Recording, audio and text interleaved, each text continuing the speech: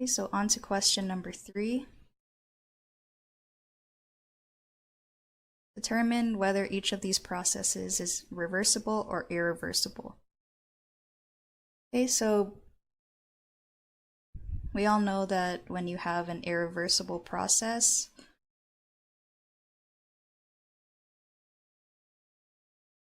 this basically means you can't go back to your starting position.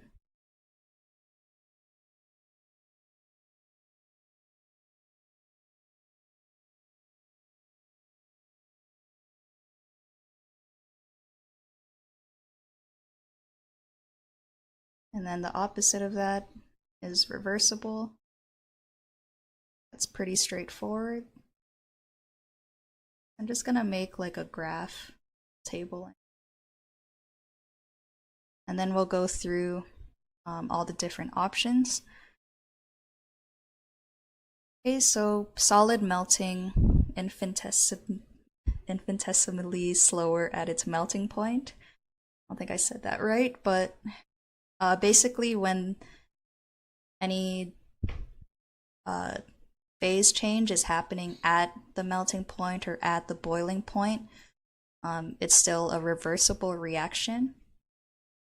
Since you're still at that same temperature, you can go either back or forth. So I'm going to say that 1 is reversible. A single swing of a real pendulum. So when you have a real pendulum, I'm just going to write that this is irreversible, and I'll just say y down here.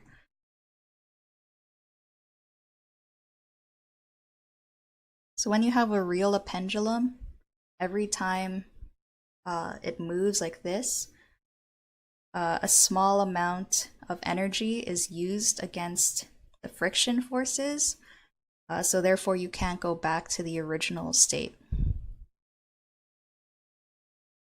Just gonna write that down.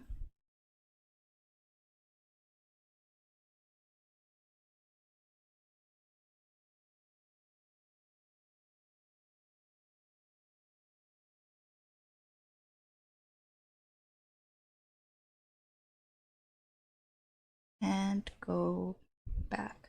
So that's why this is an example of an irreversible reaction.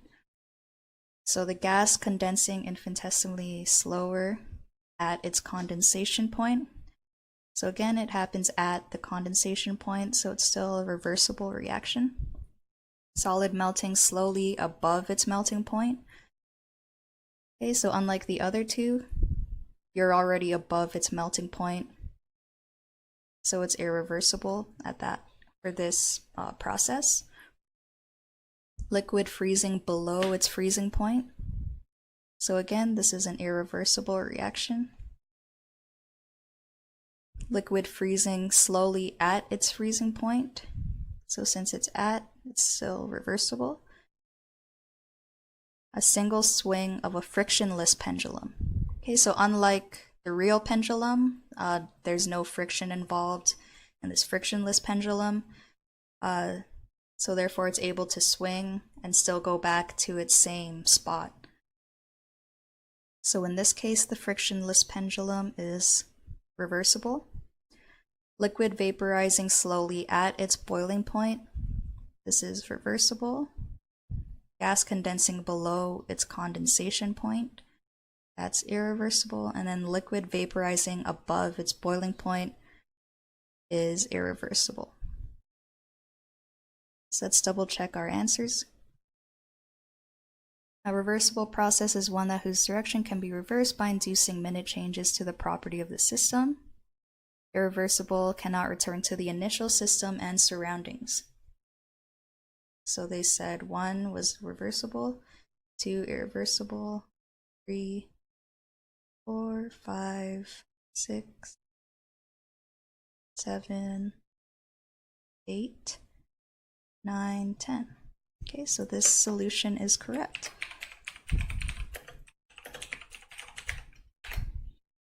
Okay, so on to the next one.